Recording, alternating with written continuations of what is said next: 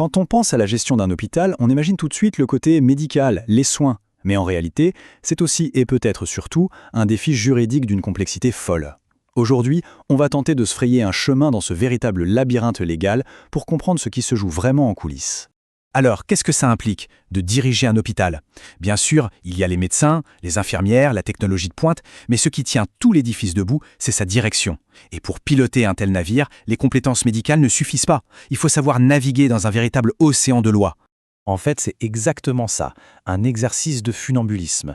Les dirigeants marchent sur un fil juridique très tendu, chaque décision, chaque action est scrutée, encadrée par une loi, et le moindre faux pas peut avoir des conséquences absolument désastreuses.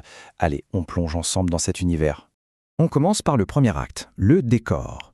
Il faut bien comprendre que le paysage dans lequel les hôpitaux évoluent, ce n'est pas une simple promenade de santé. C'est un véritable champ de mine juridique où chaque pas doit être mesuré et calculé. Et la pierre angulaire de tout ce système, la voici. C'est la loi coordonnée sur les hôpitaux. C'est un peu le livre de règles du jeu. Elle définit tout, les missions, les responsabilités et surtout, les sanctions. C'est le document de référence absolu pour n'importe quel gestionnaire. Et quand on parle de sanctions, attention, ce n'est pas symbolique. On parle d'amendes administratives qui peuvent grimper et même dépasser le 1 000 000 d'euros. C'est un risque financier gigantesque, surtout pour des institutions qui jonglent déjà avec des budgets très serrés. Mais le risque ne s'arrête pas au mur de l'hôpital. Non, ça va plus loin. Avec ce qu'on appelle la responsabilité civile, les administrateurs, les directeurs peuvent être tenus personnellement responsables. Ce qui veut dire que leur propre patrimoine, leur bien personnel, peut être engagé pour couvrir les dommages. Et ce n'est pas tout. Dans les cas les plus graves, par exemple un manquement sérieux à la sécurité qui entraîne un accident, on bascule dans le pénal. Et là, on parle d'accusations criminelles et même de peine de prison. L'enjeu est donc total et il est aussi humain. Passons à l'acte 2. Concrètement, comment se manifeste cette complexité?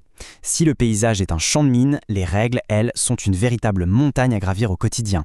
La principale difficulté, c'est la superposition des normes. C'est un peu comme un millefeuille réglementaire. Tout en haut, on a les directives de l'Union européenne. En dessous, les lois fédérales belges. Et encore en dessous, les décrets des régions et des communautés. Chaque niveau ajoute sa propre couche, ses propres exigences. Alors pour essayer de s'y retrouver dans tout ça, la loi a structuré les choses autour de 4 obligations fondamentales. On peut les voir comme les 4 piliers que chaque hôpital doit impérativement maîtriser. Le premier pilier, c'est l'obligation organisationnelle.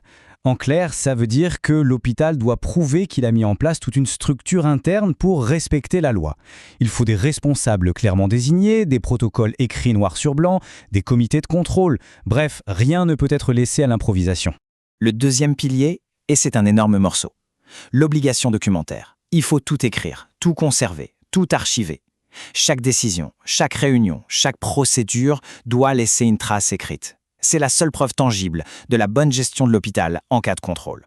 Troisième pilier, l'obligation déclarative. Les hôpitaux sont tenus de communiquer en permanence une masse d'informations aux autorités. Et attention, ce n'est pas n'importe comment. Il faut respecter des formats très précis et des délais qui sont, eux, extrêmement stricts. Pas de place pour l'à peu près. Et enfin, le quatrième et dernier pilier, la formation.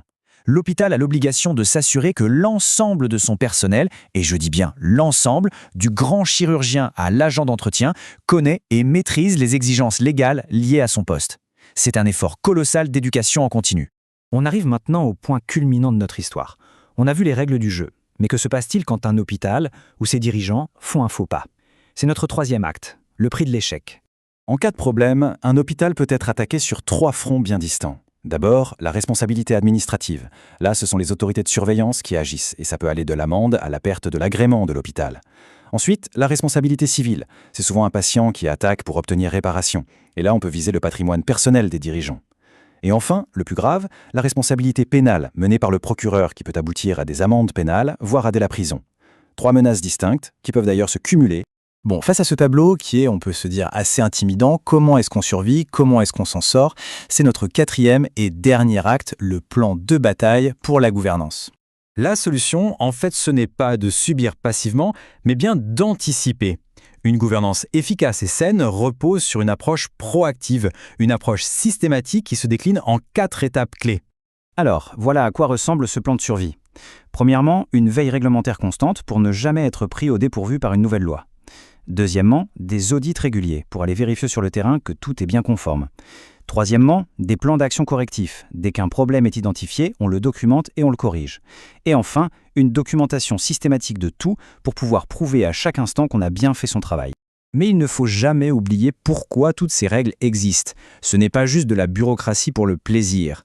Comme le rappelle très bien la loi elle-même, et je cite, « Ces enjeux dépassent largement la simple conformité juridique formelle. Le respect de cette réglementation contribue fondamentalement à la qualité et à la sécurité des soins délivrés aux patients. » Voilà, tout est dit. L'objectif final, c'est ça. Ce qui nous amène à une toute dernière question, pour réfléchir un peu. Dans un système de santé moderne, où la procédure est devenue reine pour garantir la sécurité de tous, comment fait-on pour s'assurer que le focus reste bien sur l'humain, sur le patient, et non sur le processus lui-même? C'est sans doute le grand dilemme de la médecine d'aujourd'hui.